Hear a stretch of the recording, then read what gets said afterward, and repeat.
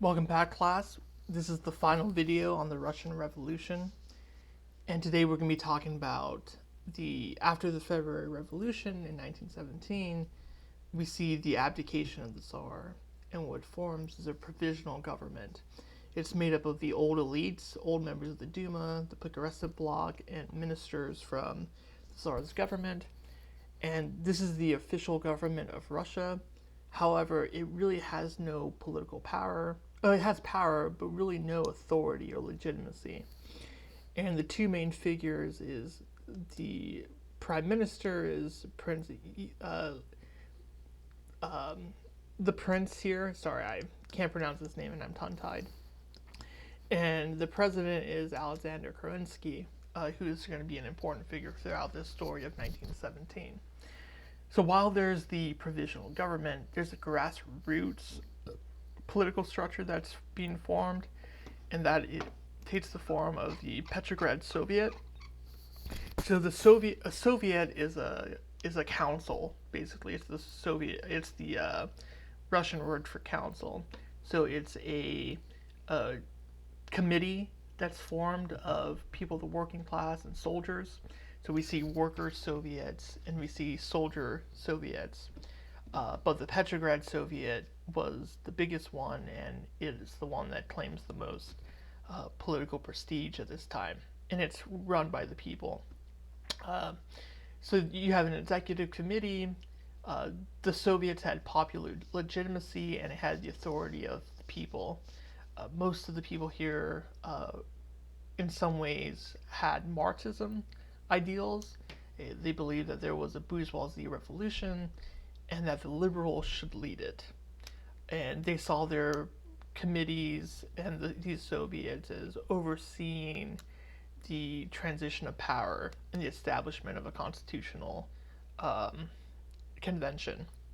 So they had a lot of political legitimacy as opposed to the provisional government. And this is a dilemma, the dichotomy between these two, and the contention between these two is going to play throughout the story that we tell during the course of this video. So here's the kind of chronological advance of the February Revolution. As I said, it takes place from February 22nd. There's a bunch of organic events that happen, and it just reaches a boiling point. This is Malcolm Gladwell's tipping point, and people just take to the streets and overthrow the Tsar. And the reason why this revolution was successful and why the revolution of 1912 and 1907 weren't is soldiers abandoned their posts, and we see mass mutinies at garrisons, and soldiers join the revolution, and that's why this revolution is successful. Here's a map of Petrograd, just for reference. I'll post this in the e-learning page so you guys can look at it some more. But yes, this is the February Revolution. I'm going to jump to this other PowerPoint really fast. Give me 1 second. Okay. So here's a funny meme for you guys. The fault in our czars. History memes can be fun. The February Revolution is the major kickoff point, and unfortunately, there's so many small details about 1917 in general that we're not going to have time to talk about. But I'm going to give you guys the quick version of the major events of 1917. So, following February and the establishment of the provisional government, they're still fighting the war. They're still trying to fight the war and form this government, but the provisional government's pretty weak at this point, and the Soviets, or Petrograd Soviet in particular, is attempting to get the country out of the war. So the first event that we see is the April Crisis, and this is part of this is Lenin returning from exile in Switzerland back to the the Russian Empire. There's controversy because the German state allowed his train from Switzerland to pass through Germany and end up in Russia. So the April Crisis what it's referring to is Pavel Milyakov. As you remember, he's the guy who gave the treason or stupidity speech.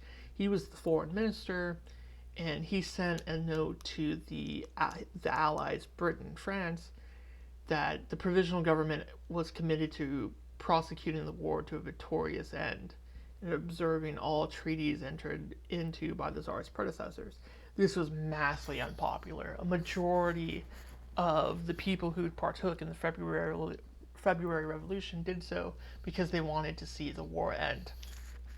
So we see mass demonstrations and clashes on the street of forces for both Milyakov and for people supporting Milyakov and people who were against him. So ultimately, Milyakov and the war minister were forced to resign. And following the April crisis, the key moment and what's going to play a huge part later on in the story is the provisional government having no political authority with the people. They invite the Petrograd Soviet to help form a coalition government. So leaders from both the socialist and non-socialist leaders form a coalitional government between the two. So the Soviets become a part of the official power structure. So now they have not only popular authority, but they also have political legitimacy as part of the provisional government. So here's some photos, Lenin on the train, Lenin giving a speech as he first arrived, just for, it's not just all words on the screen. So following from the April crisis, we have a new crisis. There's going to be lots of crises that pop up. But before I get to that, returning to Lenin for a second, he returns to Russia, and he's on the far left of these radicals. Like, compared to the people who are currently leading the Soviet, he is an extremist. And he calls for a very popular message in Pravda. Fun fact, really fast, Pravda is the Russian word for truth. He calls for the immediate end of the war, and he calls for people not to support the provisional government. And he says that the Soviets are the only revolutionary government that should be able to lead the country. And he's hoping for a worldwide revolution with the mass casualties being experienced in the war. So this is his April thesis, and it sparks a lot of unrest within the population. At the same time as all this, like, the war is still being fought, but we're seeing a revolution in the army. Here's Kerensky creating troops on the front. And the conditions in the army at this time, like, morale was at an all-time low. The military had very draconian discipline, and its officers treated the men like they were animals, ordering them like to charge German positions with no guns. Just mass disregard for human life. The soldiers formed Soviets and demanded better treatment and a voice in decisions, especially in concern with their battle orders and the such. As far as responses to this, some units executed soldiers who attempted to form Soviets, and vice versa. In other units, Soviet committees executed abusive officers. So the army was overall a mess. Like, there was no central discipline. Like, its fighting capacity was severely limited. Moving on from April, the situation continues to get worse, and in July we see the July Days. So the July Days, it was a coup d'etat. The Bolsheviks under Lenin attempted to overthrow the provisional government. However, this didn't go well. There wasn't enough popular support yet. Things hadn't reached the tipping point. And the provisional government was able to undermine the Bolsheviks' credibility primarily by going public with their investigation of the German money that was used to get Lenin across from Germany into Russia. And Lenin was labeled a German spy. Historically, this has been proven untrue. Germany just allowed Lenin to be transported across their territory. They didn't pay for it themselves. So following July days, in which the provisional government kind of overcame the Bolsheviks' attempts, we see the Kornilov affair. The people who supported autocratic rule, some of them were in the army, they felt that the provisional government was so weak that it was never going to be able to overcome the crazy leftists, in their opinion. So we have this general named Kornilov who attempts a military coup. And social conservatives, like I said, lost confidence in the provisional government. And this was a real threat. And there was talk as if this was going to actually overthrow the provisional government. And Kerensky, the prime minister, fearing this, he went to the Petrograd Soviet for support. The Petrograd Soviet armed itself and rushed to defend the city. And ultimately, the Kornilov military coup was a failure because, one, railroad workers and soldiers delayed the trains and ultimately stopped the coup, but it was also because Bolshevik antagonists within the army started talking soldiers into abandoning their commanders and joining the revolution. And here's some pictures from the Kornilov affair.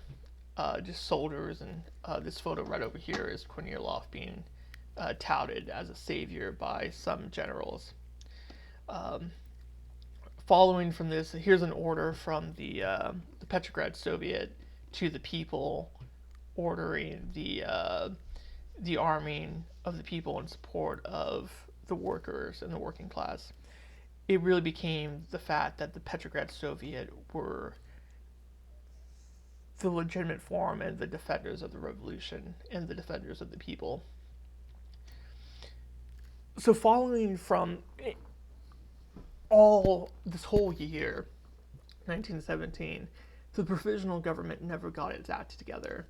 Like, Kerensky was never able to gain popular legitimacy amongst the people, and people were so fed up with its failures and the Kornilov affair and the constant threat of enemies. It can't be understated how powerful the label counter-revolutionary was. Like, people could be shot for being called a counter-revolutionary during this period, and everyone was afraid. And everyone was in fear of what was going to happen next, because every moment the situation changed. And this all came to a head in October when the Bolsheviks, after gaining a majority in the Petrograd Soviet and in the provisional government, called for a revolution. And they took to the streets of Petrograd, St. Petersburg, and they held a revolution. And the Bolsheviks managed to fashion a military revolutionary committee after the Kornilov affair. And the sparking off point for this whole thing, as you can see right here, was Kerensky personally ordered the shutdown of the Bolshevik printing press, the newspaper Pravda, and this evoked a massive response from the population who thought that was a ridiculous order, and people took to the streets.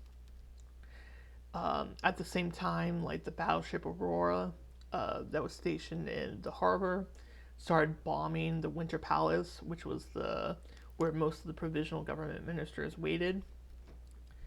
And the palace was stormed by the Red Guards, which were the Bolshevik soldiers. A majority of the center-right and more conservative liberals, they just walked out of the Soviet Congress. And they refused to participate. They refused to acknowledge Leon Trotsky, who was the Congress president. He was the leader of the of the Petrograd Soviet at the time, and he told them famously that they were going to be joining the rubbish heap of history. I could talk, and we could spend a good 3 months talking about the fine details of just the 2 days that were the October Revolution.